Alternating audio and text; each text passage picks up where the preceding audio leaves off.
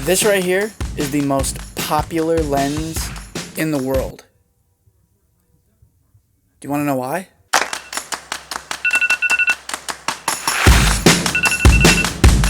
It's October 16th, 9:27 in the morning. So this right here is the famed Helios 44 to 58 millimeter for the M42 mount. So this Helios lens right here is classed as a vintage lens. It dates all the way back to the 1950s. This historic lens comes from a line of Soviet lenses that actually originated in Germany as a copy of the famous Carl Zeiss Biotar 58mm f2. So in the Soviet optical world, telephoto lenses were actually called tears, and more wide-angle lenses were called mirrors. And the run-of-the-mill standard lenses for the 35mm Zenit cameras at the time were the 50mm, the 58mm, and the 85mm. One of the most popular lenses in the entire world at the time was the Carl Zeiss Biotar 58mm f2. And that lens was designed by Dr. Willy Walter Merte in 1936. So the Helios 58mm is based off of the Biotar 58mm.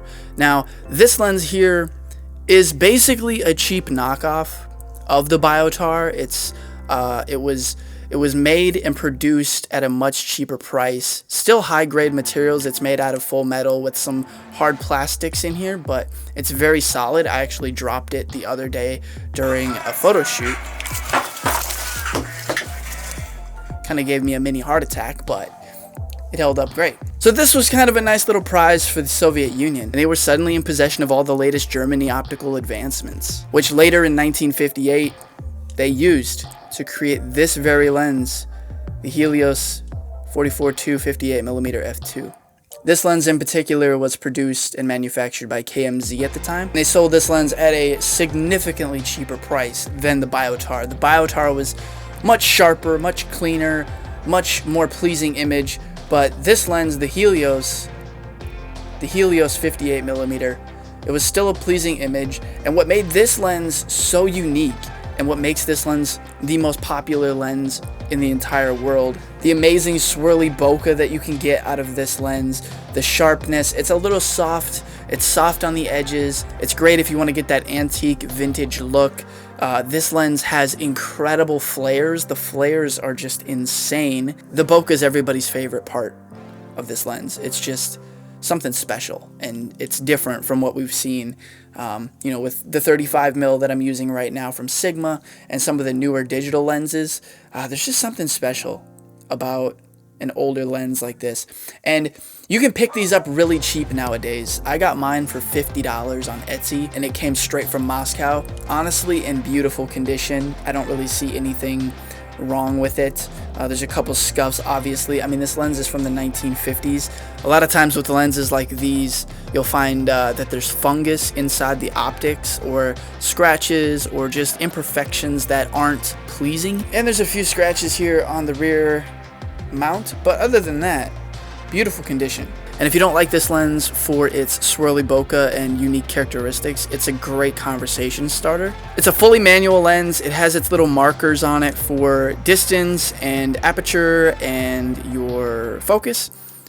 It also has my lens. I don't know if this is a defect or if this is actually how the lens is, but I didn't even notice this until about 2 weeks after I have been using it. It has a declicked aperture. At least my Helios has a declicked aperture, but it's weird because it also has a clicked aperture, and I can use both. And if I click it all the way to the end, it locks the aperture up, so I can't change the aperture. So it's like I don't know if that's how the lens actually is or if it's some kind of defect, but that confused me at first how that worked. I've never seen a lens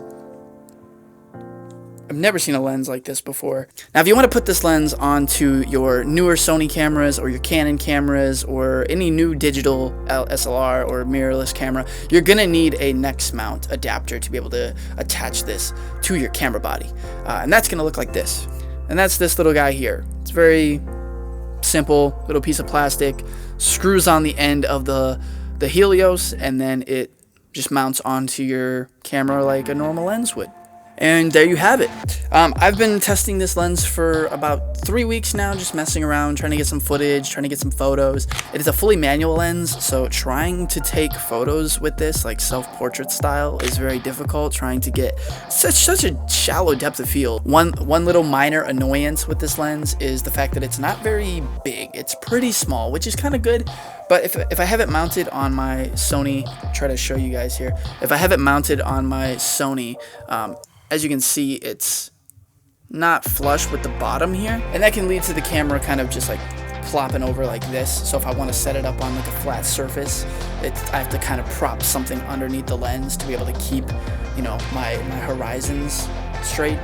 But other than that, it's a great lens. It has its purpose and it has its place, but I feel like I wouldn't be using it for like videos like this. It's a 58mm, and then throwing that on my APS-C body, it's like an 85 or a 72mm or something like that equivalent.